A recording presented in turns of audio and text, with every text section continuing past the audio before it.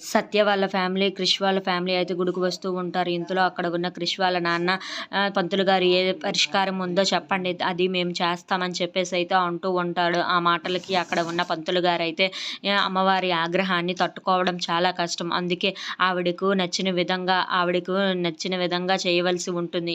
ఏంటంటే ఈ గుడి మొత్తాన్ని శుభ్రం చేయాల్సి ఉంటుంది. ఈ గుడి మొత్తం నీటితో శుభ్రం చేసి అలాగే మెట్లకు పసుపు కుంకాలతో పూజను చేయాల్సి ఉంటుందని చెప్పేసి అయితే అంటూ ఉంటాడు. ఆ మాటలకి అక్కడ ఉన్న సత్య అయితే ఏంటి ఇది మొత్తం నేనే చెయ్యాలా అని చెప్పేసి అయితే ఒక్కసారిగా షాక్ అయిపోతూ ఉంటుంది. ఇంతలో అక్కడ ఉన్న క్రిష్ మాత్రం సైడ్ నుండి నవ్వుతూ దీనికి తిక్క కుదిరింది అని చెప్పేసి అయితే అనుకుంటూ ఉంటాడు. ఇంతలో అక్కడ ఉన్న సత్య మాత్రం ఏంటి ఇది మొత్తం నేనే చెయ్యాలా, ఇది నా వల్ల కాదేమో అని చెప్పేసి అయితే అనుకుంటూ ఉంటుంది.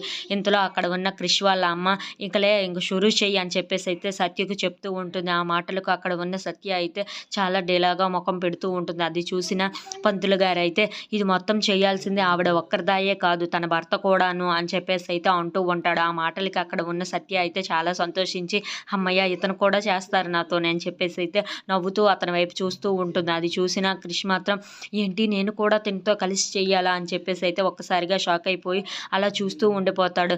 అది చూసిన సత్య అయితే చాలా నవ్వుతూ ఉంటుంది. If you like this video please like, share and subscribe friends.